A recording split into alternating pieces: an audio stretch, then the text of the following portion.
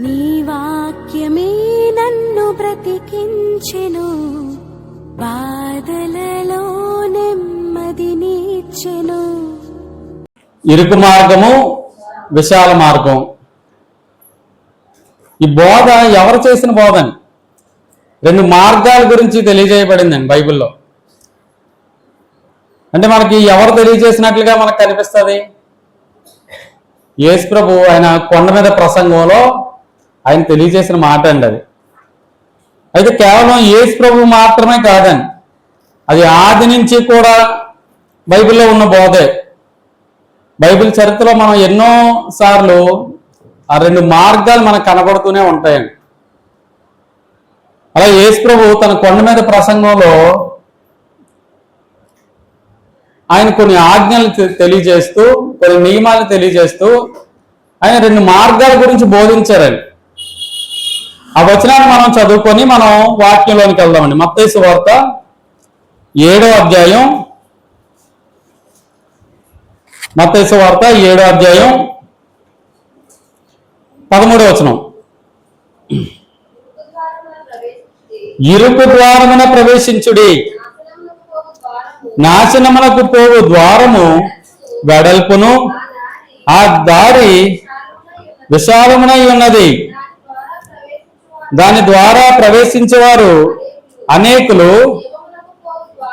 జీవమునకు పోవు ద్వారము ఇరుకును, ఆ దారి సంకుచితమునై ఉన్నది, దాన్ని కనుగొని వారు కొందరే.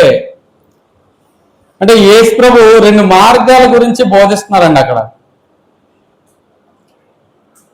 అయితే దేవుడు ఈ భూమి మీద మానవుల్ని పుట్టించి ప్రతి వ్యక్తికి కూడా ఒక స్వేచ్ఛని ఇచ్చారండి. స్వేచ్ఛ అంటే నువ్వు ఇలాగే ఉండాలి అని బలవంతం చేయకుండా వాళ్ళ నిర్ణయానికి విడిచిపెట్టడం స్వేచ్ఛ.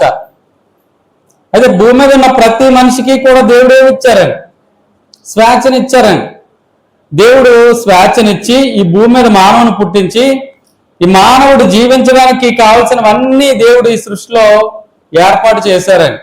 ఈరోజు భూమి మీద బ్రతుకుతున్న ప్రతి మనిషి కూడా ఈ సృష్టి మీద ఆధారపడి బ్రతుకుతున్నామా లేదండి? ఒక మనిషి చేసే వ్యాపారమైనా, ఒక మనిషి చేసే వృత్తి అయినా, ఏదైనా ఉద్యోగమైనా సరే ఈ సృష్టి మీద ఆధారపడేనండి. ఇప్పుడు ఒక వ్యవసాయదారుడు ఉన్నారండి, ఆయన పంటను పండించి, అంటే ఆయన పోషణ నిమిత్తం, ఆయన ఉపాధి నిమిత్తం ఒక పంటను వేసుకుంటాడండి, పంటను పండిస్తాడండి, అది తీసుకెళ్ళి అమ్ముకుంటాడండి పొలం వచ్చిన తర్వాత. ఇప్పుడు ఆ పంటని ఎవరిచ్చారు? ఇప్పుడు ఆ ధాన్యం వేస్తే ఆ ధాన్యం మరలా అన్ని ధాన్యాలు ఎవరిచ్చారండి? దేవుడు ఇచ్చారండి. అంటే దేవుడు ఉచితంగా ఇచ్చినవే మానవుడు అమ్ముకొని దాంతో వ్యాపారం చేసుకొని ఉద్యోగం చేసుకొని బ్రతుకుతున్నాడండి. ఈ భూమి మీద ఉన్నవన్నీ ఇప్పుడు మనం వాటర్ బాటిల్ 10 రూపాయలు ఎట్టు కొంటామని, మరి ఆ నీరు ఇచ్చింది ఎవరు? అసలు ఆ నీటిని మానవుడు తయారు చేయలేదండి.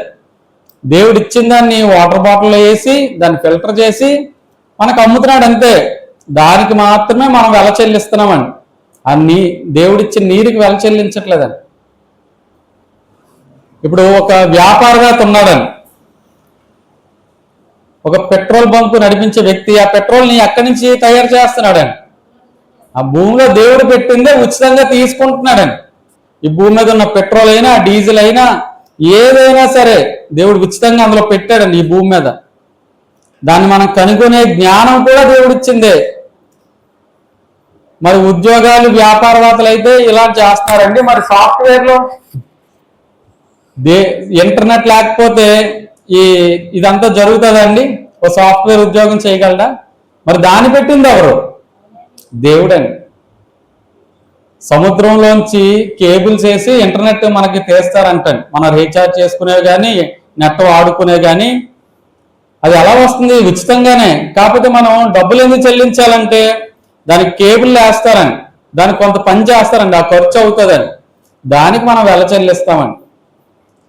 ఇప్పుడు సముద్రంలో చేపలని, పీతల్ని పట్టుకొని మత్స్యకారులు అమ్ముకుంటారండి. వాళ్ళు ఏం తయారు చేస్తున్నారా వాటిని? ఉచితంగా దేవుడు ఆ సముద్రంలో పెట్టాడండి. వాటిని తెచ్చుకొని అమ్ముకొని డబ్బులు సంపాదించుకుంటున్నారు. అంటే ఈ భూమి మీద బ్రతికే ఏ వ్యక్తి ఉద్యోగమైన వ్యాపారమైన ఇప్పుడు ఈ సృష్టి మీద మనం ఆధారపడి మనం పోషింపబడేలా మనకి ఉపాధి ఉండేలాగా దేవుడు ఏర్పాటు చేశాడని. దేవుడు అన్ని ఏర్పాటు చేస్తూ మన పోషణకు సంబంధించిన అన్ని ఈ సృష్టిలో పెట్టి ఆయన కొంత కాల పరిమితిని పెట్టాడని. ఆ కాల పరిమితిలో దేవుడు మనకి ఇచ్చింది ఏంటంటే స్వేచ్ఛ. అంటే మనకి బ్రతకడానికి దేవుడు కొంత స్వేచ్ఛని ఇచ్చాడని. నిర్ణయం నీదే, నేను బలవంతం పెట్టను ఏ విషయంలో, నిర్ణయం నువ్వే తీసుకో, కానీ ప్రతిఫలాన్ని మాత్రం ఇస్తాను అన్నాడని. మన నిర్ణయానికి ప్రతిఫలం మాత్రం దేవుడు ఇస్తాడని. ఇప్పుడు మనం నిర్ణయం తీసుకోవడానికి మన మనసులో దేవుడు ఒకటి పెట్టారు, మన ఆత్మలో మనస్సాక్షి అనేది. అంటే ఇప్పుడు మనస్సాక్షి చేసే పని ఏంటి? ఏది మంచి ఏది చెడు, ఇదంతా నేను ఎందుకు చెప్తున్నానంటే అండి, ఇప్పుడు 2 మార్గాలు ఉన్నాయని యేసుప్రభు బోధించారని. మరి ఆ 2 మార్గాల్లో మనం ఎన్నుకోవాలంటే మనకి సహాయం చేసేది ఏంటి? మనలో దేవుడు పెట్టిన, మన ఆత్మలో దేవుడు పెట్టిన మనస్సాక్షి. నీకేది ఏది మంచి ఏది చెడు అనేది ఆ మనస్సాక్షి తెలియజేస్తుందండి. అయితే దేవుడితో ఇదే నువ్వు సెలెక్ట్ చేసుకొని బలవంతం చేయడానికి, నువ్వు ఇలాగే ఉండాలి ఇదే చేయాలని దేవుడు బలవంతం చేయడానికి. ఈ 2 మార్గాలు నీ ముందున పెట్టాను, ఏది సెలెక్ట్ చేసుకుంటావు నీ ఇష్టం అన్నాడని. నిర్ణయం నీదే. అంటే ఆ స్వేచ్ఛని ఇచ్చాడని దేవుడు. మనలో ఒక మనస్సాక్షిని పెట్టారని. ఆ మనస్సాక్షికి తెలుసండి ఇది మంచిది కాదు, ఇది మంచిది, ఇది చెడ్డది. ఆ మనస్సాక్షి మనకు చెప్తుందని. కాబట్టి ఆ మనస్సాక్షి ప్రకారం మనం మనకి నచ్చే దారిని ఎన్నుకునే అవకాశం ఉంది, దేవునికి నచ్చిన దారిని ఎన్నుకునే అవకాశం కూడా ఉందండి. అంటే ఈ భూమి మీద ఎప్పుడు కూడా మనం ఆ 2 చూడగలమండి. ఒక పక్క సత్యం ఉంటే మరో పక్క అసత్యం ఉందండి. ఓ పక్క నీతి ఉంటే ఓ పక్క అన్యాయం ఉందండి, అవినీతి ఉందమ్మా. మరో పక్క చీకటి ఉంటే మరో పక్క వెలుగు ఉందని. ఒక పక్క మేలు ఉంటే మరో పక్క కీడు ఉందని. అలాగే ఒక పక్క ఏ దారి ఉందండి, ఇరుకు ద్వారం ఉందంటండి. మరో పక్క విశాల ద్వారం ఉందండి, విశాల మార్గం ఉందంటండి. అలాగే అంటే ఈ 2 మార్గాలు మనం ఎప్పుడు చూడగలమండి, ఆది నుంచి కూడాను. అయితే ఏ మనిషి అయినా ఇరుకుగా ఉన్న ప్రదేశంలో కానీ దారిలో కానీ వెళ్ళాలనుకుంటాడా, విశాలంగా ఉన్న దగ్గర వెళ్ళాలనుకుంటాడా? ఆ విశాలంగా ఉన్న దగ్గరికే మనం ప్రయారిటీ ఇస్తామండి. ఇప్పుడు బాగా ట్రాఫిక్ ఎక్కువ ఉందనుకోండి, ఆ రోడ్లో వెళ్ళాం, ఎక్కడ ఖాళీగా ఉందో ఆ రోడ్లోనే వెళ్తామండి. మనం షాపింగ్కి వెళ్ళాలనుకోండి, ఎక్కడ ఖాళీగా ఉందో అక్కడే వెళ్తామండి. ఏమైనా కూరగాయలు కొనాలన్నా ఎక్కడ ఖాళీగా ఉందో అక్కడికే వెళ్తామండి. మనం బస్సు ఎక్కాలనుకోండి, ఖాళీగా ఉన్నది ఎక్కుతామా బాగా ఇరుగ్గా ఉన్నది ఎక్కుతామండి? ఖాళీగా ఉన్నది. ఎందుకంటే మనం అడ్జస్ట్ అవ్వాల్సి వస్తుందండి, సర్దుకుపోవాల్సి వస్తుందండి ఇరుగ్గా ఉన్న దగ్గర అయితే. అదే విశాలంగా ఉన్న దగ్గర అయితే సర్దుకుపోవాల్సిన అవసరం ఉండదండి, మనకు నచ్చినట్లుగా ఉండొచ్చు, మన ఇష్టానుసారంగా ఉండొచ్చు. కాబట్టి 2 మార్గాల గురించి బోధిస్తున్నారు.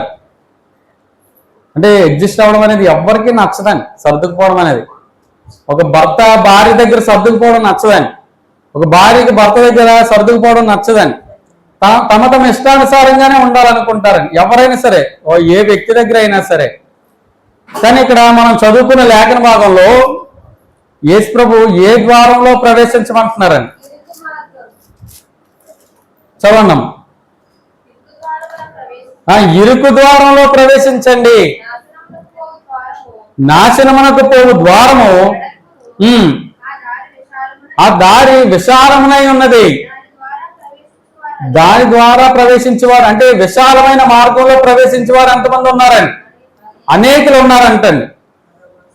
ఇరుకు ద్వారంలో జీవానికి తీసుకెళ్లే ఆ మార్గంలో ప్రవేశించేవారు కొందరే ఉన్నారంటండి. అంటే మనకి ఏం తెలియజేస్తుందంటే ఈ ద్వారాలు, ఈ మార్గాలు, ఒక ఇరుకు మార్గంలో ఒక వ్యక్తి అడ్జస్ట్ అయ్యి వెళ్ళాలని, సర్దుకుపోయి వెళ్ళాలని, నాకు నచ్చినట్లుగా వెళ్తానంటే ఆ ఇరుకు ద్వారంలో అవ్వదండి. ఒకవేళ అలా వెళ్తే దానికి తగిన ఫలితం చెప్పారా దేవుడు? చెప్పారండి. నీకు ఇరుగ్గా ఉన్న ఆ దారి జీవానికి నడిపిస్తుంది అన్నారండి. ఒకవేళ విశాల మార్గం ఒకటి ఉందంటండి, ఆ విశాల మార్గంలో ఎంతమంది అయినా వెళ్ళొచ్చు, విశాల మార్గంలో ఎక్కువ మంది వెళ్తారండి, తమకు నచ్చినట్లుగా ఉండొచ్చు. కానీ ఆ దారి ఎక్కడికి నడిపిస్తుంది అంటండి. అక్కడ అడ్జస్ట్ అవ్వాల్సిన అవసరం లేదండి, మనం సర్దుకుపోవాల్సిన అవసరం ఉండదండి విశాల మార్గంలో. కాబట్టి 2 మార్గాల గురించి బోధిస్తున్నారు. ఒకసారి ఒక పిక్చర్లా వేసుకుందామండి. అంటే ఇప్పుడు ఒక విశాల మార్గం ఉందండి, ఇందులో ఎంతమంది ప్రజలైనా వెళ్ళొచ్చండి. ఈ విశాల మార్గంలో ఎక్కువ మంది వెళ్తారండి. ఇక్కడ ఒక ఇరుకు మార్గం ఉందండి, ఇందులో ఎక్కువ మంది వెళ్ళలేరండి. ఇరుకు ద్వారంలో ఎక్కువ మంది ప్రవేశించలేరండి. అయితే ఈ మార్గం ఎక్కువ మంది వెళ్తారా, ఇందులో ఎక్కువ మంది వెళ్తారని తెలియజేశారండి. ఇందులో కొందరే అని తెలియజేయబడిందండి. కొందరు మాత్రం వెళ్తారంట. ఎక్కడేం తెలియజేయబడిందండి విశాల మార్గంలో? అనేకులు. సరే, ఈ మార్గం ఎక్కడికి నడిపిస్తుందండి? నాశనమునకు. నాశనం. ఈ మార్గం ఎక్కడికి నడిపిస్తుంది అంటండి? జీవం. అక్కడ ఇంకో మాట వాడబడిందండి, సంకుచితమై ఉన్నది. అంటే ఇంగ్లీష్లో నేరో, చాలా సన్ననిది. ఆ ద్వారం ప్రవేశించడం కష్టం అంటండి. ఆ ద్వారంలో ప్రవేశించాలంటే తాను అణుచుకోవాలండి, తన ఇష్టాలను వదులుకోవాలండి. ఇప్పుడు విశాల మార్గం ఒకటి ఉంది పక్కనే, నాకు అది వద్దు అనుకొని తాను తగ్గించుకొని అడ్జస్ట్ అయ్యి సర్దుకుపోయి ఈ మార్గంలో ప్రవేశించాలండి. ఈ సంకుచితం అన్నాడండి. దాన్ని కనుగొనేవారు కొందరే. అంటే అందరూ తెలుసుకోలేరంటండి ఆ మార్గాన్ని, చాలా కొందరే తెలుసుకోగలరని. అంటే యేసుప్రభు యొక్క ఉద్దేశం, ఆయన సందేశం ఏంటంటే జీవానికి పోయే మార్గం చాలా అడ్జస్ట్ అవ్వాలి. అంటే మన జీవాన్ని వృద్ధి చేసుకొని ఆ జీవాన్ని పొందడానికి మన జీవితాన్ని మనం త్యాగం చేసుకొని వెళ్ళాలని. అదే యేసుప్రభు యొక్క సందేశం అండి. ఇప్పుడు విశాల మార్గంలో ఏముంటాయండి? ఇష్టానుసారమైన జీవితం ఉంటుందండి. తన ఇష్టం ఉంటుందండి, దేవుని ఇష్టమేది ఉండదండి. ఉపదేశ కారణంలో అంటే మార్గాల గురించి ఎప్పటి నుంచో ఉన్నదే, ఒక నిబద్ధతతో కూడిన జీవితం ఉండదండి. విశాల మార్గంలో ఉన్న వ్యక్తికి నేను ఇలా జీవించాలి, నేను ఇలా ఉండాలి, దేవుడికి ఇది ఇష్టం అని ఏమి ఉండదండి. తమకి ఇష్టానుసారంగా బ్రతకొచ్చండి. ద్వితీయోపదేశ కాండం 11వ అధ్యాయంలో 28వ వచనం,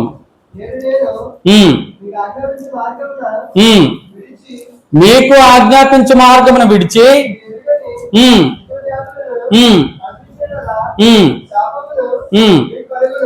అంటే దేవుడు ఆజ్ఞాపించిన ఆజ్ఞలు దేంతో పోల్చారని? మార్గంతో పోల్చారని. అంటే దేవుడు నేను మీకు ఆజ్ఞాపించిన ఆ మార్గాన్ని విడిచి ఇప్పుడు ఈ మార్గంలో ఉన్నోడు ఏం చేస్తాడండి? ఆ దేవుని మాటను అంగీకరించడండి. అంటే తమ ఇష్టానుసారంగా ఉన్నవారు,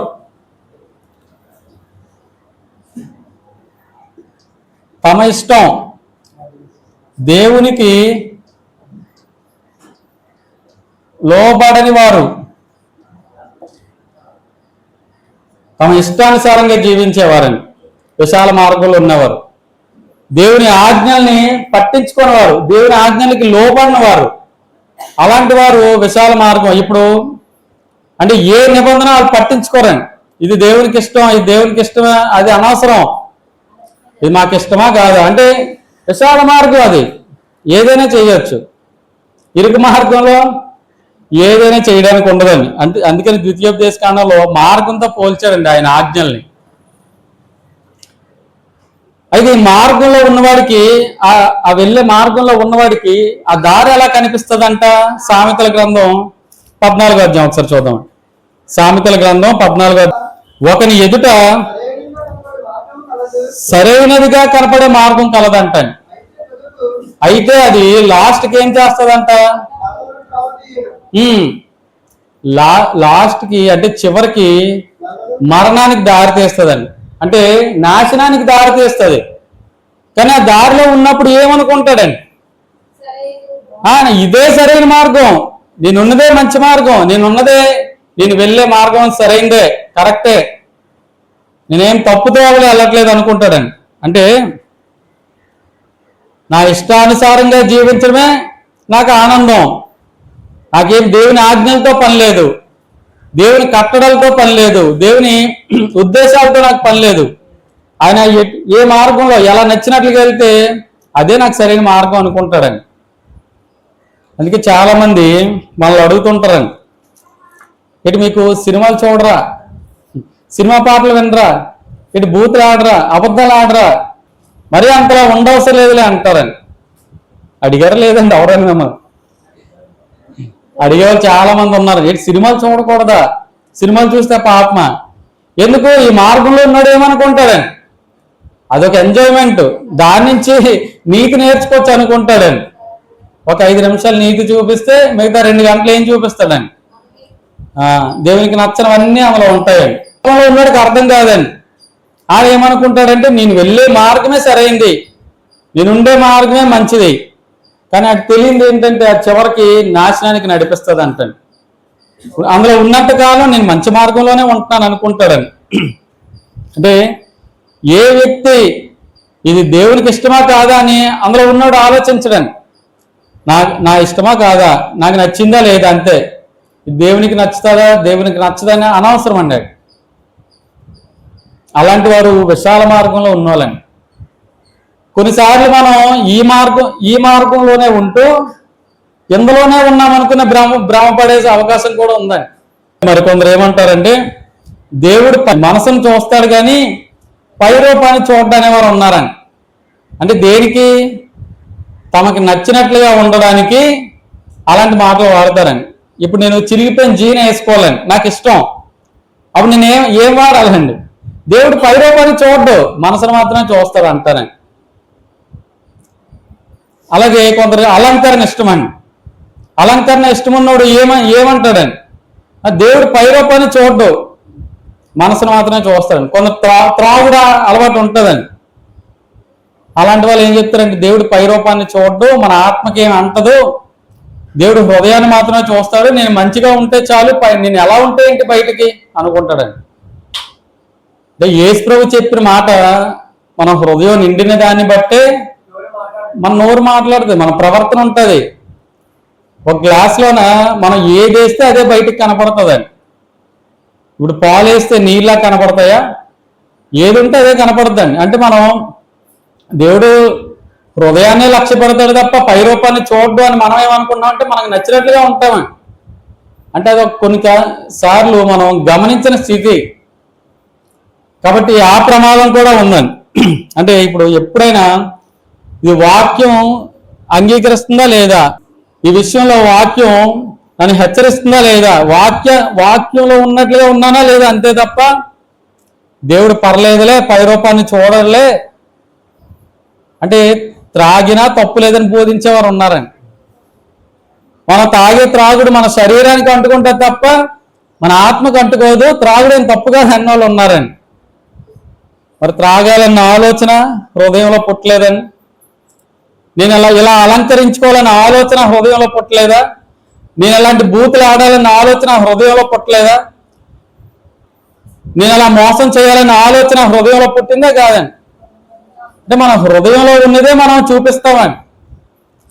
కాబట్టి కొన్నిసార్లు మనం ఏంటంటే దేవుడు హృదయాన్ని చూస్తాడు కదని మనం గమనించిన స్థితిలో ఉండిపోతామని. విశాల మార్గంలో ఉంటూ మనకి నచ్చిలో చేస్తూ కూడా నేను ఇరుకు మార్గంలోనే ఉన్నాను అనుకుంటామని. అందుకనే సొలొమోన్ అంటున్నారండి, ఒక మార్గం అడిగి మంచి మార్గంలోనే ఉంటుంది, కానీ వాక్యంతో మనం కొలుచుకోకపోతే ఆ మార్గాన్ని అది మరణానికి దారితీస్తుందని. కాబట్టి అంటే గుర్తించలేని స్థితి. అది మార్గాల గురించి 2 మార్గాల గురించి ఇదేమి కొత్త బోధ కాదండి యేసు ప్రభు చేసేది. ఆది నుంచి కూడా ఆ మార్గాలు బోధించబడుతూనే ఉన్నాయండి. 1వ కీర్తనలో మనం చూస్తామండి. 1వ కీర్తనలో ఏమంటాం, మనలో అందరికి చాలా మంది కంటస్తాయండి. అది ఒకసారి చూద్దామండి. 2 మార్గాల గురించి బోధించబడ్డదండి అక్కడ కూడా. ఎక్కడో నడవకూడదు అంటండి. ఎక్కడండి? దుష్ట ఆలోచన చెప్పును నడవక ఎక్కడో నిలవకూడదు అంటండి. పాపుల మార్గాన నిలవద్దు అన్నాడండి. అపహాసకులు కూర్చుండే చోట కూర్చుండొద్దు అన్నాడు. అంటే ఆ విశాల మార్గంలో ఏం చేయొద్దు అంటే అక్కడ నిలబడొద్దు, అక్కడ కూర్చోవద్దు, అసలు అక్కడ ఉండొద్దు అన్నాడండి. అంటే ఆ మార్గంలో ఎలాంటి వారు ఉంటారో అక్కడ తెలియజేశారని. ఇప్పుడు ఆ పాపులు వెళ్ళే మార్గం చివరికి ఎక్కడికి వెళ్తుంది అన్నారని, నాశనానికి వెళ్తుంది అన్నాడని. అక్కడ నిల్చుండకుండా ఉండేవాడి మార్గం నీటి కాలువల వారిన నాటబడిన ఆకు వాడక ఫలమిచ్చి చెట్టు వల్ల నిత్యము ఫలిస్తాడంటని. కాబట్టి ఆ రెండు మార్గాల గురించి అనాది నుంచి బోధించబడుతుందని. అంటే యేసు ప్రభు చెప్పేది కొత్తగా చెప్పలేదండి అక్కడేమి. అయితే ఈ ఇరుకు మార్గంలో ఒకడు తమకిష్టం వచ్చినట్లుగా ఉంటాడు, దేవునికి లోబడినట్లుగా ఉంటాడని. న్యాయాధిపతుల కాలంలో కూడా అంటే తమ దేవుని ఆజ్ఞల్ని, దేవుని కట్టడల్ని ఒక మార్గంతోనే పోల్చబడ్డాయని. అది ఒకసారి చూద్దాం. 2వ అధ్యాయం 17వ వచనం. న్యాయాధిపతుల గ్రంథం 2వ అధ్యాయం 17వ వచనం. తమ పితరులు యెహోవా ఆజ్ఞ అనుసరించి నడిచిన మార్గము నుండి త్వరగా తొలగిపోయి, చాలండి, ఏ మార్గం నుంచి తొలగిపోయారంటని? దేవుని ఆజ్ఞల్ని, కట్టడల్ని, విధుల్ని దాన్ని దేంతో పోల్చారని? ఆ మార్గంతో పోల్చబడ్డాయని. విశాల మార్గం, దేవుని కట్టడల్ని, ఆయన ఆజ్ఞల్ని పాటించిన వాడు ఏ మార్గంలో ఉన్నట్లని? ఆ విశాల మార్గంలో ఉన్నట్లు. కానీ నాకు బాగుంది, ఇలాగే ఆనందం అనుకుంటాడని, నాకు ఇలాగే సంతోషం అనుకుంటాడని. కానీ అది చివరికి నాశనానికి దారితీస్తుందని అర్థం కాదని. మరి ఆయన ఈ కట్టల్ని పాటించే విషయంలో మన ఇష్టాన్ని వదులుకోవాల్సి వస్తుందని, మన ఇష్టాల్ని చంపుకోవాల్సి వస్తుందని. అయినా సరే ఆ మార్గం ఎక్కడికి దారితీస్తుంది అంటండి? జీవానికి దారితీస్తుందని. కాబట్టి ఎప్పుడు కూడా ఆ రెండు మార్గాలు బోధించబడుతూనే ఉన్నాయని. ఆ కాలంలోనే కాదు, అపోస్తలుల కాలంలో కూడా పౌలు గారు కూడా తెలియజేశారని. ఎఫెసీయులకు రాసిన పత్రిక 4వ అధ్యాయం 17వ వచనం. ఎఫెసీయులకు రాసిన పత్రిక 17వ అధ్యాయం 4వ వచనం. కాబట్టి అన్యజనులు నడుచుకున్నట్లు మీరిక మీదట నడుచుకోనవలదని. అంటే ముందెలా నడుచుకున్నారని? అన్ని జనుల్లో నడుచుకున్నారు. అంటే విశాల మార్గంలో నడిచామండి. ముందు మనందరం కూడా ఎక్కడి నుంచి వచ్చిన వాళ్ళమండి? ఆ విశాల మార్గం నుంచి వచ్చిన వాళ్ళమే. అంటే దేవుని ఆజ్ఞల్ని, దేవుని కట్టడల్ని మనం పట్టించుకోకుండా మనకి ఇష్టానుసారంగా బ్రతికి ఈ మార్గంలోకి వచ్చిన వాళ్ళమేనండి. అయితే ఈ మార్గంలోకి వచ్చిన తర్వాత అందుకే అక్కడ మునుపు మీరు ఎలా ఉన్నారు అని తెలియజేస్తున్నారని. రెండు మార్గాలకి తేడా ఉందా లేదండి? ఆ రెండు ఒకటి కాదండి. రెండు మార్గాలు ఉన్నాయి. ఆ రెండు ఒకటి వేరు ఒకటి వేరండి. ఆ రెండు ఒకటి కాదండి. ఇప్పుడు ఆదాముకి దేవుడు ఏదైనా తోటలో పెట్టి నువ్వన్నీ తిను కానీ ఒక ఆజ్ఞ ఇచ్చాడండి. ఇప్పుడు విశాల మార్గంలో ఉన్నాడు, దేవుని ఆజ్ఞ ఏం చేస్తాడండి? మీరుతాడండి. దేవుని ఆజ్ఞకి లోబడ్డండి. మరి ఇరుకు మార్గంలో ఉన్నవాడు దేవుని ఆజ్ఞని లోబడతాడండి. తన ఇష్టాన్ని, ఇప్పుడు ఆ పండు తినాలనుకున్నా సరే వాళ్ళు ఏం చేస్తారండి? దేవుని ఆజ్ఞని ఇష్టపడితే ఆ ఆజ్ఞని మేరకుండా తన ఇష్టాన్ని పక్కన పెట్టేస్తారండి. తమ ఇష్టాన్ని వదులుకుంటారండి. ఆదాము మొదట అంటండి సాతాను వచ్చి శోధించినా సరే ఆయన లొంగలేదండి. దేవుడు నాకు ఆజ్ఞ ఇచ్చాడు కాబట్టి నేను తిన్నా అన్నాడని. మరి సాతాను హవ్వ దగ్గరికి వెళ్ళిన తర్వాత హవ్వను మోసపుచ్చాడు. హవ్వ మళ్ళీ ఆదాము చేత తినిపించిందని. అంటే దేవుడు రెండు మార్గాలు వాళ్ళ ముందున పెట్టాడండి. మీరు బలవంతంగా, ఇప్పుడు హవ్వ పండు తింటున్నప్పుడు బలవంతంగా దేవుడు వచ్చేయమని ఆపారా? ఆపలేదండి. దేవుడు చెప్పింది ఒకటే, ఇందులో ఉన్న పళ్ళన్నీ మీరు తినండి, ఈ ఫలవృక్షాలన్నీ మీకోసం చేసినవే, కానీ ఆ మంచి చెడ్డలు తెలుగునిచ్చే ఆ ఫలవృక్షం మాత్రం మీరు తినొద్దు. ఒకళ్ళు తింటే నిశ్చయంగా తిని చేస్తా ఉన్నారండి. అంటే రెండు మార్గాలు వాళ్ళ ముందు పెట్టారండి దేవుడు. మరి నిర్ణయం ఎవరిదండి? నిర్ణయం వాడిదే. నువ్వు తింటావో తినవో నీదే నిర్ణయం. బలవంతంగా దేవుడు ఆపరని. నేను చెయ్యొద్దని చెప్పాను కదా, ఎందుకు చేస్తున్నావు? బలవంతంగా చేయి పట్టుకొని లాగలేదని. వాళ్ళు ఆ తప్పిదం చేసిన తర్వాత దేవుడు వాళ్ళు ఏ మార్గంలో నడిచారని? ఆ విశాల మార్గానికి వెళ్ళిపోయారని. ఆ ఏదైనా తోట నుంచి దేవుడు బయటికి తోలేశాడని. కాబట్టి ఆ రెండు మార్గాలు మనకి ఎప్పుడు కనపడతాయండి. ఇప్పుడు నోవాహు దినాల్లో ప్రజలందరూ ఏ మార్గంలో ఉన్నారండి? ఆ విశాల మార్గంలో ఉన్నారండి. దేవునికి నచ్చినట్లు ఏం జీవిస్తున్నారా? లేదండి. తమ తమ తమ హృదయానికి నచ్చినట్లుగా జీవిస్తున్నారంటే. ఇప్పుడు దేవుని మార్గంలో ఎంతమంది రక్షింపబడ్డారండి? 8 మందే. అంటే 8 మంది మాత్రమే ఆ ఇరుకు మార్గంలో ప్రవేశించారండి. మిగతా కొన్ని కోట్ల మంది ఉన్నారు, వారందరూ విశాల మార్గంలో ఉన్నారని. దేవుడు హెచ్చరిక లేకుండా నాశనం చేశాడు వాళ్ళని. 100 సంవత్సరాలు సుమారు హెచ్చరించారని. ఇప్పుడు మనకి ఎలా ఉంటుందంటే, అంత దేవుడు అంతమందిని నాశనం చేసేలా దేవుడు అంత కఠినుడేటి అనిపిస్తుందండి. దేవుడు వెంటనే నాశనం చేసేలేదండి. ఎన్నో సంవత్సరాలు వాళ్ళు హెచ్చరించి హెచ్చరించి హెచ్చరించి అప్పుడు ఆ మార్గం నుంచి వాళ్ళు రానప్పుడు అప్పుడు వాళ్ళని నాశనానికి వాళ్ళ మార్గాన్ని వాళ్ళే సిద్ధపరచుకున్నారని. అంటే దేవుడు ఎప్పుడు మన ముందు 2 మార్గాలు పెట్టేస్తారని. నిర్ణయం మందేనని.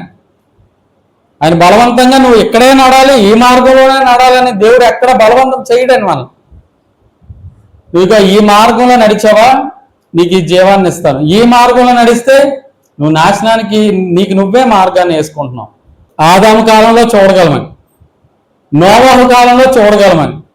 అంతేకాకుండా ఇశ్రాయేలీలు ఆ బానిసత్వంలో ఉండిపోయినప్పుడు దేవుడు వాళ్ళందరినీ ఎన్నో అద్భుత కార్యాలు చేసి విడిపించారా లేదని. అన్ని అద్భుత కార్యాలు చేసి విడిపించినప్పుడు సుమారు ఎంతమంది ప్రయాణమై బయలుదేరో తెలుసని సంఖ్యాకాండం 1వ అధ్యాయంలో ఒకసారి అంటే చూద్దాం. సంఖ్యాకాండం 1వ అధ్యాయం. అంటే ఇశ్రాయేలీలు అక్కడ ఎంతమంది బయలుదేరారో లెక్క ఉంటుందని. 46వ వచనం. లెక్కింపబడిన వారి సంఖ్య చెప్పండి. ఎంతమంది అండి? 6,03,550 మంది. 50 మంది. అంటే ఇప్పుడు ఇశ్రాయేలీలు కనాన్ నుంచి బయలుదేరినప్పుడు ఎంతమంది ఉన్నారండి? దేవుడు వారందరినీ చెర నుంచి విడిపించారండి. ఎన్నో అద్భుతాలు ఎన్నో సూచక్రియలు చేసి దేవుడు కనాన్ నుంచి వాళ్ళందరినీ ఆ బానిసత్వం నుంచి తీసుకొచ్చారని. ఆ ఎర్ర సముద్రం దాటారని. అయితే వీళ్ళందరినీ కూడా లెక్కించమన్నారండి. ఎంతమంది ఉన్నారో లెక్క పెట్టమన్నారండి. ఇప్పుడు లెక్క పెట్టినప్పుడు సంఖ్య ఎంత వచ్చిందండి? 6,35,50 మంది అనుకుందామండి. 3,550 మంది అనుకుందామండి. అంటే ఇప్పుడు ఇది ఎప్పుడు లెక్క? ఇశ్రాయేల్ ప్రయాణం అయినప్పుడు. వీళ్ళు ఎన్ని సంవత్సరాలు ప్రయాణం జరిగిందండి? 40 సంవత్సరాలు ప్రయాణం జరిగిందండి. ఇప్పుడు ఈ 40 సంవత్సరాల్లో ఈ సంఖ్య ఏమవ్వాలండి? ఎన్ని రెట్లు పెరగాలండి? 4 అంతలు 5 అంతలు పెరగాలండి.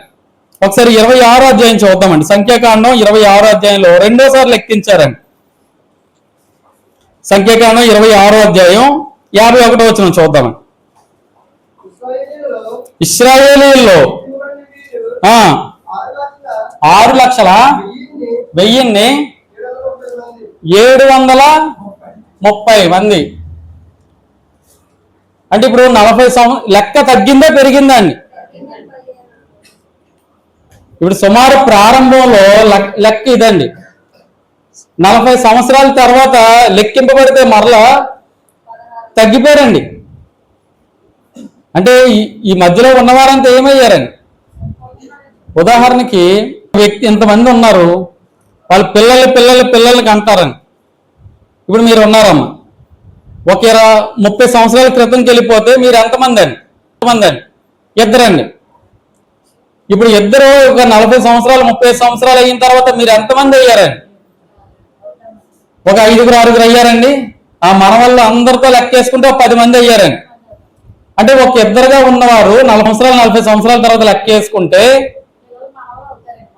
ఒక 10 మంది అయ్యారండి. ఇప్పుడు మరి 6,03,550 మంది ఉన్న వాళ్ళు ఎంతమంది అవ్వాలండి? 10%. 40 సంవత్సరాల్లో 10% పెరిగారు అంటే ఇద్దరున్న వాళ్ళు 10 మంది అయ్యారంటే 60 లక్షలు అవ్వాలండి. 6 లక్షలు ఉన్న వాళ్ళు 60 లక్షలు అవ్వాలండి. మరి ఇక్కడ ఎంతమంది ఉన్నారండి? 6 లక్షలు. ఇంకా తగ్గిపోయారండి. అంటే వాళ్ళ తప్పిదాలను బట్టి వాళ్ళ తిరుగుబాటును బట్టి నాశనం అయిపోయారండి. అంతేకాకుండా ఇక్కడున్న జనరేషన్లో కణాల్లో ప్రవేశించింది అంతమంది తెలుసండి? ఇద్దరే, యెహోషువ కాలేబు, వాళ్ళిద్దరే ప్రవేశించారండి. మరి ఇన్ని లక్షల మంది ప్రయాణం అయ్యారు ఐగుప్తు నుంచి. అన్ని లక్షల మందిని అద్భుతాలు చేసి దేవుడు తీసుకొచ్చాడు. వాళ్ళందరూ ప్రవేశించలేదండి కణాల్లో. కేవలం ఆ మార్గంలో పుట్టిన వాళ్ళు ప్రవేశించారు తప్ప అక్కడి నుంచి బయలుదేరిన వాళ్ళు ప్రవేశించలేదండి. ఆ మాట 32వ అధ్యాయం సంఖ్యాకాండంలోనే 32వ అధ్యాయం 1వ వచనంలో చూద్దామని.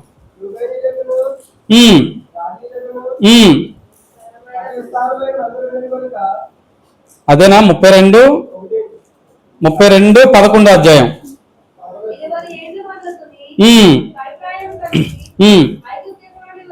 ఐగుప్తు దేశం నుండి వచ్చిన మనుష్యులలో పూర్ణ మనస్సుతో యెహోవాను అనుసరించిన ఆ కాలేబు ఒకడండి. యెహోషువ 2 వాళ్ళిద్దరూ తప్ప. కనుక నేను అబ్రహాము, ఇస్సాకు, యాకోబులకు ఆ దేశమును వారు తప్ప మరి ఎవ్వరూ చూడరని దేవుడు ప్రమాణం చేసెను. అంటే ఇప్పుడు ఇన్ని లక్షల మంది బయలుదేరారు. కనాను దేవుడు ఎంతమందికి ఇచ్చారండి? ఆ లక్షల మందిలో ఇద్దరే. మరి అంతమంది ఏమయ్యారండి? దేవుడి ఆజ్ఞకి లోబడక దేవుడి మీద తిరుగుబాటు చేసి వాళ్ళందరూ నాశనం అయిపోయారండి. కొన్ని చోట్లయితే అరణ్యంలో రాలిపోయిరి అనే మాటలు వాడబడ్డాయి. అంటే మనం దేవుడు ఎంత కఠినగా అనుకోవద్దండి. వాళ్ళు చేసిన తప్పిదాలు మామూలు కాదండి. దేవుడు పిల్లల్ని దేనికి ఇస్తారని? ఆయన పిల్లల్లా పెంచమని. వాళ్ళు ఏం చేశారో తెలుసండి? అన్యులు ఆచరించే ఆచారాల్లో ఆ విగ్రహాలకి ఆ పిల్లల్ని బలిచ్చారండి. దేవుడు తమ పిల్లల్లా పెంచమని పిల్లల్ని ఇస్తుంటే వీరేం చేశారండి? తమ పిల్లల్ని బలిచ్చారండి, వ్యభిచారం చేశారండి. కాబట్టి దేవుడి మీద చేసిన ఆ తిరుగుబాటుకి ఇన్ని లక్షల మంది ఏమయ్యారండి? ఆ దేవుడు మీకు అబ్రహాము, ఇస్సాకు, యాకోబుతో నేను వాగ్దానం చేశాను ఆ కనాను దేశాన్ని ఇస్తానని. మరి అంత ప్రేమతో తీసుకొచ్చిన దేవుడు ఎంతమందిని ప్రవేశపెట్టారండి? అన్ని లక్షల మందిలో ఇద్దరు మాత్రమేనండి. కాబట్టి నేను వెళ్ళే మార్గం విశాల మార్గం, ఎక్కువ మంది ఈ మార్గంలోనే ఉన్నారు, నాకు నచ్చినట్లు నేను జీవిస్తాను అంటే ఆ మార్గం ఎక్కడికి వెళ్తుందండి? అది నాశనానికి దారితీస్తుందండి. దేవుడు ఎప్పుడు కూడా లెక్కను చూడండి. మా సంఘంలో 1000 మంది ఉన్నారు, 2000 మంది ఉన్నారు చూడండి. నోవాహు కాలంలో కొన్ని లక్షల మంది, కోట్ల మంది ఉన్నారండి. ఎంతమందిని చూశారండి దేవుడు? ఒక 8 మంది మాత్రమే ఆ మార్గంలో ప్రవేశించారండి. ఇశ్రాయేలు నడిపించినప్పుడు కొన్ని లక్షల మంది బయలుదేరారండి. దేవుడు ఎంతమందికి ఇచ్చారండి? ఇద్దరు మాత్రమే ఆ ఇరుకు మార్గంలో ప్రవేశించారండి. మిగతా అందరూ ఆ విశాల మార్గంలోనే ఉన్నారండి తమకు నచ్చినట్లుగా. అంటే దేవుని ఆజ్ఞలకి ఆ కట్టడలకి లోపడలేదండి. ఆ మార్గాలు ఆదాము దగ్గరే కాదు, నోవాహు దగ్గరే కాదు, ఆ ఇశ్రాయేల్ దగ్గరే కాదండి, నేటికి మన ముందు కూడా అవి ఉన్నాయండి. దేవుడు మనకు స్వేచ్ఛనిచ్చి ఆ 2 మార్గాలు పెట్టి నిర్ణయం మనకి ఇచ్చారండి. ఏ దారి సెలెక్ట్ చేసుకుంటావు నీ ఇష్టం. ఇంకో ఈ దారిలో వెళ్తే నీ జీవితం ఎలా ఉంటుంది, ఈ దారిలో వెళ్తే నీ భవిష్యత్తు ఎలా ఉంటుంది అన్నారండి. ఇప్పుడు మన ఇష్టం కోసం ఆ మార్గాన్ని మార్చేయచ్చండి. ఇప్పుడు దేవుని మార్గాన్ని మన ఇష్టం కోసం మార్చేయచ్చా? దేవుని మార్గం మనకు నచ్చినట్లుగా మారదండి. మనమే దేవుని మార్గానికి నచ్చినట్లుగా మారాలండి. దేవుని రాజ్యం మనకు నచ్చినట్లుగా మారదండి. మనం దేవుని రాజ్యానికి తగినట్లుగా మారాలండి. దేవుని నీతి మనకు నచ్చినట్లుగా మారదండి. మనమే దేవుని నీతికి తగినట్లుగా మారాలండి. క్రీస్తు సంఘం మనకు నచ్చినట్లుగా మారదండి.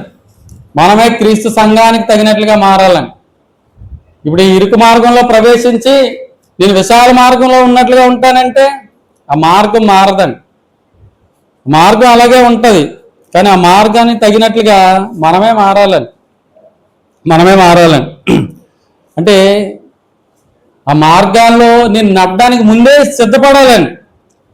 ఇప్పుడు విశాల మార్గంలో మనం ఏసీ కార్ వేసుకొని వెళ్ళిపోవచ్చండి, ఏసీ బస్సు వేసుకొని వెళ్ళిపోవచ్చండి. ఇరుకు మార్గంలో అవ్వదు. అందులో రాళ్ళు ఉంటాయి, అందులో ముళ్ళ తొక్కలు ఉంటాయి, ఆ మార్గంలో గోతులు ఉంటాయి. అయినా సరే మనం ఏం సిద్ధపడాలండి, అయినా సరే నేను అడ్జస్ట్ అయ్యి వెళ్తాను, అయినా సరే నేను సర్దుకొని వెళ్తాను అని ముందుగా సిద్ధపడాలని. లేదు నేను ఎక్కడికి వెళ్ళిపోయిన తర్వాత సగం దూరం వెళ్ళిన తర్వాత నాకు రాళ్ళు ఉన్నాయి, నాకు ఇరుగ్గా ఉంది, నాకు సౌకర్యంగా లేదు, మళ్ళీ నేను వెనక్కి వెళ్ళిపోతానంటే అవ్వదండి. అంటే యేసు ప్రభు ముందుగానే ఆహ్వానం చెప్తారండి, ఇరుకు మార్గంలో ప్రవేశించండి. అంటే క్రీస్తు సంఘం ఏ మార్గం అండి? ఇరుకు మార్గం అండి. క్రీస్తు సంఘం విశాల మార్గం కాదండి. అందుకే యేసు ప్రభు ఒక దగ్గర లోకాసు వార్తలో నాగటి మీద చేసిన వాడు మరలా వెనక్కి తిరిగి చూడొద్దు అన్నాడు. అక్కడ ఆ సందర్భంలో ఒక 3 వ్యక్తులు కనపడతారండి. లోకాసు వార్త 9వ అధ్యాయం వద్దాం. లోకాసు వార్త 9వ అధ్యాయం. ఒక ఆయన వచ్చి నేను నిన్ను వెంబడిస్తాను అంటాడండి యేసు ప్రభుని. ఆయన వైపు చూస్తే యేసు ప్రభు ఏమంటారంటే, నాకు తలవాల్చుకోవడానికి స్థలమైనా లేదు కాబట్టి నన్ను వెంబడించొద్దు అంటారని. మరొక ఆయన దగ్గరికి వెళ్ళి నువ్వు నన్ను వెంబడించు అంటారని. ఆయనేమో నేను నా తల్లిదండ్రులు నేను పాతి పెట్టి వస్తాను అంటాడని. మృతులు తమ మృతులను పాతి పెట్టుకుంటే నువ్వు వచ్చి నన్ను వెంబడించి అన్నారని. మరలా ఇంకొక ఆయన వచ్చి నేను నిన్ను వెంబడిస్తాను అన్నాడని. అప్పుడు ఈయన ఏమన్నారు? లోకాసు వార్త 9వ అధ్యాయం 61వ వచనం. మరి ఒకడు ప్రభువా నీ వెంట వచ్చుదును గాని ఇంటనున్న వారి వద్ద సెలవు తీసుకుని వచ్చుటకు నాకు మొదట నువ్వు సెలవు పో అంటే సెలవు అడుగుతున్నాడు. నేను ఇంటికి వెళ్ళి చెప్పేసి వస్తాను, ఈ మార్గంలో వస్తాను అనేసి. అంటే ఆ మార్గంలో వచ్చే ముందు నువ్వు ముందే సిద్ధపడు అని చెప్తూ యేసు నాగటి మీద చెయ్యి పెట్టి వెనుక తట్టు చూచువాడు ఎవడైనను దేవుని రాజ్యానికి పాత్రుడు కాడని చెప్పాను. అంటే మరలా వెనక్కి తిరిగి చూడకూడదండి. ఇరుకు మార్గం విశాల మార్గం 2 మన ముందు పెట్టారని. మరలా ఒకసారి ప్రవేశించిన తర్వాత నాకు ఇక్కడ రాళ్ళు ఉన్నాయి, అసౌకర్యంగా ఉంది, అక్కడైతే నాకు నచ్చినట్లుగా బ్రతకొచ్చు, నాకు నచ్చినట్లుగా ఉండొచ్చు. ఆ విశాల మార్గంలో ఇక నాకు నచ్చినట్లుగా లేదు, దేవునికి ప్రతిదానికి లోపడాలి అనేసి మరలా నేను వెనక్కి వెళ్ళిపోతానంటే అవ్వదని. కాబట్టి ముందే సిద్ధపడమంటున్నారండి యేసు ప్రభు. నువ్వు ముందే నిర్ణయం తీసుకొని, అది ఇరుకు మార్గమే, ఇరుగ్గానే ఉంటుంది కాబట్టి అది ముందే చూసుకొని సిద్ధపడమన్నారు. ఇప్పుడు ఇరుకు మార్గంలో మనం సంపాదించుకున్నవన్నీ నేను ఆ సందులోంచి తీసుకెళ్ళిపోతానంటే అవుతుందా? అది పట్టవండి, కొన్ని వదిలేసి వెళ్ళిపోవాలండి. విశాల మార్గంలో మనతో ఉన్నవన్నీ తీసుకొని వెళ్ళిపోవచ్చండి, సంపాదించుకోవచ్చండి, మనకు నచ్చినట్లే వెళ్ళొచ్చండి. కానీ చివరికి అది నాశనానికి నడిపిస్తుందండి. అంటే ఇరుకు మార్గం అప్పుడు ఇరుగ్గా ఉన్నా, ఇబ్బందిగా ఉన్నా కాస్త ఓర్చుకొని కాస్త లోబడి మనం జీవిస్తే ఆ జీవానికి నడిపిస్తుంది అంటాను. అంటే యేసు ప్రభు చెప్పింది ఒకటే, నోవహు కాలంలో విచ్చలవిడిగా బ్రతికిన వాళ్ళు ఎక్కువ ఉన్నారండి. కనాన్ నుంచి తీసుకొచ్చిన ప్రజల్లో విచ్చలవిడిగా బ్రతికిన వాళ్ళు ఎక్కువ ఉన్నారండి. కానీ దేవుని ఆజ్ఞకి లోబడిన వారు నోవహు కాలంలో 8 మందే. ఆ ఇశ్రాయేలు లక్షల మందిలో 2 వాళ్ళు మాత్రమే ఆ జీవానికి చేరారండి. మిగతా అందరూ నశించిపోయారండి. ఈ రోజుకి ఆ మార్గాలు మన ఎదుటే ఉన్నాయండి. ఈ మార్గంలో ఎక్కువ మంది వెళ్తారా, ఈ మార్గంలో ఎక్కువ మంది అంటాను. యేసు ప్రభు ఏం చెప్పారండి? ఆ విశాల మార్గంలో అనేకులు ప్రవేశిస్తారు, కానీ వాళ్ళు ఎక్కడికి వెళ్తారంటండి? ఆ గమ్యం నాశనానికి చేరుతుందండి. అంటే తమ ఇష్టానుసారంగా బ్రతికేవాళ్ళు, దేవుని ఆజ్ఞల్ని లోబడకుండా బ్రతికేవాళ్ళు, నా ఇష్టం, నేనేదనుకుంటే అదే కరెక్ట్, నాకు అందులోనే ఆనందం ఉంది, అందులోనే సంతోషం ఉందని బ్రతికేవారని. మరి ఇరుకు మార్గంలో ప్రవేశించేవారు కొందరే. అది సంకుచితమై ఉంది, అందులో ప్రవేశించేవారు కొందరే. కానీ ఆ మార్గంలో కూడా మనం లోబడి మన ఇష్టాన్ని పక్కన పెట్టి ఆయన ఆజ్ఞకి లోబడి వెళ్తే ఆ మార్గం ఎక్కడికి చేరుస్తుంది అంటండి? జీవానికి చేరుస్తుందండి. అంటే ఇప్పుడు క్రీస్తు సంఘం ఇరుకు మార్గంతో పోల్చబడిందండి. ఇక్కడికి వచ్చిన తర్వాత కూడా నేను అబద్ధం ఆడుతూ నేను జీవానికి చేరిపోతానంటే వెళ్ళలేమని. ఆ ఇరుకు మార్గంకి వచ్చిన తర్వాత నేను వ్యసనాలతోనే బ్రతుకుతూ నేను ఆ జీవానికి వెళ్ళిపోతానంటే వెళ్ళలేమని. ఇక్కడికి వచ్చిన తర్వాత కూడా నేను అన్యాయపు వ్యాపారం చేస్తూనే జీవానికి వెళ్ళిపోతానంటే ఆ జీవానికి చేరుకోలేమని. ఇక్కడికి వచ్చిన తర్వాత కూడా నాకు లోక సంబంధమైన ఎంటర్టైన్మెంట్ కావాలి, లోక సంబంధమైన అలంకరణ కావాలని క్రీస్తు సంఘంలోకి ఉండి కూడా జీవానికి వెళ్ళిపోతానంటే అవ్వదని. మన ఇష్టాలన్నీ చంపుకొని వదిలేసి దేవుని ఆజ్ఞకి లోబడి ఎవరైతే అందులో ప్రవేశిస్తారో, ఎవరైతే దాన్ని తట్టుకుంటారో వారు మాత్రమే ఆ జీవాన్ని చేరుకుంటారని. నా ఇష్టానుసారంగా నేను బ్రతికేస్తాను, దేవుని ఆజ్ఞకి లోబడినంటే వాడి మార్గం నాశనానికి నడిపిస్తుందని. అలా నడిచిన వారు ఎంతోమంది ఉన్నారు లేదని, ఎంతోమంది ఉన్నారని. కొన్ని లక్షల మందిలో ఇద్దరు వెళ్ళారని, వాళ్ళందరూ నాశనం అయిపోయారని. కానీ వాళ్ళు మాత్రం ఏమనుకున్నారు, అప్పుడున్న ఆ క్షణంలో మాకు నచ్చినట్లుగా ఉంటున్నాం అంటే దేవుని ఆజ్ఞను పట్టించుకోలేదని, దేవుని ఆజ్ఞను లోబడలేదని, తమ ఇష్టమే వారి ఇష్టం అనుకున్నారని. నా మనసుకు ఏది నచ్చితే అదే చేస్తాను అనుకున్నారని. దేవునికి నేను ఏది నచ్చితే చేస్తాను అనుకోలేదండి. వాక్యంలో ఏది ఉంటే అలా ప్రవర్తిస్తాను అనుకోలేదండి. కేవలం ఇద్దరే అనుకున్నారంటండి. నోవా కాలంలో 8 మందే అనుకున్నారంటండి అలాగా. కాబట్టి దేవుడు సంఖ్యని చూస్తాడా, నాణ్యతను చూస్తాడండి? ఆ నాణ్యత అవసరమండి. ఈరోజే ఇంతమంది ఉన్నాం మనం ఇక్కడ, ఒక 60-70 మంది ఉన్నారు అని దేవుడు ఆనందపడ్డారండి. అందులో ఎంతమంది అయినా ఇరుకు మార్గంలో దేవుని ఆజ్ఞలు లోబడే వారు ఉన్నారో అదే చూస్తారండి. దేవునికి సంఖ్య అవసరం లేదండి. ఎంత తక్కువ మంది అయినా సరే ఆ ఇరుకు మార్గంలో ప్రవేశించి ఆయన ఆజ్ఞకి లోబడే వారిని ఆయన కోరుకుంటారండి. కాబట్టి ఆ ఇరుకు మార్గంలో ప్రవేశించమంటున్నారండి యేసు ప్రభు. ఇర్మియా కాలంలో ఒక వచనం చదువుకుని ముగించేద్దామండి. ఇర్మియా కాలంలో అక్కడ ఉన్న ప్రజలు ఆ సత్యవాక్యాన్ని కాకుండా, అంటే ఇర్మియా మాటలు వినట్లేదంటండి. ఏ మాటలు వింటున్నారంటే అక్కడ ఉన్న అబద్ధ ప్రవక్తల మాటలు ఎక్కువ వింటున్నారంటండి. అంటే వాళ్ళకి అనుకూలమైన బోధలు చేసేవారి మాటలు ఎక్కువ వింటున్నారంటండి. ఇర్మియా వచ్చి చెప్పే మాటలు వినట్లేదండి. అప్పుడు ఇర్మియా నేను వాళ్ళకి చెప్పను అన్నప్పుడు కూడా దేవుడు వాళ్ళకి చెప్పమన్నాడని. ఆయన ప్రకటిస్తున్న మాటలకి ఇబ్బంది పెట్టారని, బాధలు పెట్టారని. అయినా సరే ఇర్మియా నేను చెప్పనన్నప్పుడు దేవుడు వెళ్ళి చెప్పమంటే వాళ్ళ ప్రజలు అక్కడ ఎలా ఉన్నారో ఒకసారి చూద్దామండి. ఇర్మియా గ్రంథం 6వ అధ్యాయం 16వ వచనం. యెహోవా ఇలాగ సెలవిచ్చుచున్నాడు, మార్గములలో నిలిచి చూడుడి, పురాతన మార్గములను గూర్చి విచారించుడి. అంటే ఈ కొత్త మార్గమా పురాతన మార్గం అండి? ఆదాము నుంచి ఉన్న మార్గమే, ఆ నోవాహు కాలం నుంచి ఉన్న మార్గమే, కొత్త మార్గం కాదండి. ఆ మార్గం గురించి నేను బోధిస్తున్నానని చెప్తూ ఇర్మియా మేలు కలుగు మార్గమేది అని అడిగి అందులో నడుచుకునిడి, అప్పుడు మీకు నెమ్మది కలుగును.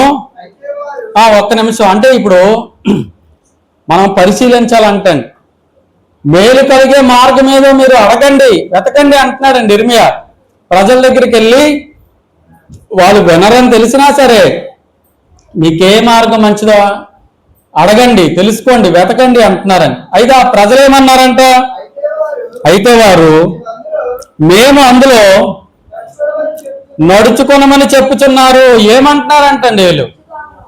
మాకొద్దు ఆ మార్గం, నేను నడుచుకో అంటున్నారంటండి. ఎందుకండి? ఆ మార్గంలోకి వెళ్తే మా ఇష్టానుసారంగా ఉండడం అవ్వదు. ఆ మార్గంలో మేము నడిస్తే మాకు నచ్చినట్లుగా ఉండడం అవ్వదు. ఆ దేవునికి ఆజ్ఞకి లోబడి అన్ని అణుచుకొని మా ఇష్టాలను చంపుకొని బ్రతకాలంటే మాకొద్దు. వాళ్ళకు అనుకూలమైన బోధలు చేసుకునే వారినే వాళ్ళు ఇష్టపడుతున్నారంటండి. ఇర్మియా బోధిస్తే మేము ఆ మార్గంలోకి రాము, ఆ మార్గంలో మేము నడుచుకోమంటున్నారని. కాబట్టి 2 మార్గాలు అనేవి కొత్త బోధ కాదండి, అది పురాతన బోధ అన్నారని. ఆ బోధకు తగినట్లుగా, ఆ మార్గానికి తగినట్లుగా మనం మారాలి తప్ప దేవుని రాజ్యం మన కోసం మారదని. కాబట్టి దేవుడు 2 మార్గాలు మన మధ్యలో పెట్టారండి. అవి సెలెక్ట్ చేసుకునే ఆ నిర్ణయం ఎవరికి ఇచ్చారండి? ఆ నిర్ణయం మన చేతిలో పెట్టారండి. నీదే ఇష్టం, నీ నిర్ణయమే. కానీ ఏ మార్గంలో ప్రవేశిస్తావో నీ ఇష్టం, ఎలా బ్రతుకుతావో నీ ఇష్టం. కానీ ఈ మార్గంలో బ్రతికినా ఒకరోజు ఏమవ్వాలని? ఒకరోజు చనిపోవాలని. చనిపోయిన తర్వాత ఆ ఫలితాన్ని ఇస్తానన్నాడండి దేవుడు, ఆ జీతాన్ని ఇస్తానన్నారని. ఈ మార్గంలో జీవించి చచ్చిపోతే ఆ నాశనం అనే జీతాన్ని పొందుకుంటామని. నా ఇష్టం కాదు, ఉన్న జీవితంలో దేవునికి ఇష్టానుసారంగా నేను బ్రతుకుతానని ఆ ఇరుకు మార్గంలోనే ప్రవేశిస్తే దానికి ప్రతిఫలం ఏం పొందుకుంటామని? ఇరుకు మార్గంలో ప్రవేశిస్తే జీవాన్ని పొందుకుంటామని. అక్కడ మరొక మాట ఏంటంటే, దాన్ని కనుగొని వారు కొందరేనంటండి. అంటే అందరికీ అర్థం కాదండి, అది అందరూ అర్థం చేసుకోలేరండి, అందరూ కనపడదండి ఆ మార్గం. ఇర్మియా బోధిస్తున్నప్పుడు ఏమన్నారండి? మేము ఆ మార్గంలో ప్రవేశించాం, మాకు అవసరం లేదు అన్నారని. ఈ రోజుకి ఎంతమందికి బోధిస్తున్నా ఈ మార్గం జీవాన్ని నడిపించే మార్గం క్రీస్తు సంఘం అని బోధిస్తున్నా మాకు ఆ మార్గం వద్దు అనుకునేవారు చాలా మంది ఉన్నారని.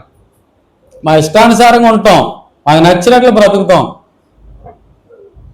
ఒక మార్గం తమకి ఇష్టం వచ్చినట్లుగా కనిపిస్తుంది, అదే మేలు అనిపిస్తుంది, తుదకేం చేస్తుందని? నాశనానికి నడుపుతుంది అన్నారని. ఉన్నంతలో క్రీస్తు సంఘంలో ఉండి మనం లోబడి ఆయన ఆజ్ఞలకి లోబడి మనం తగ్గించుకొని దేవుని ఇష్టానుసారంగా బ్రతికితే ఆ యెహోషువ కాలేబులాగా మన జీవాన్ని పొందుకుంటామని.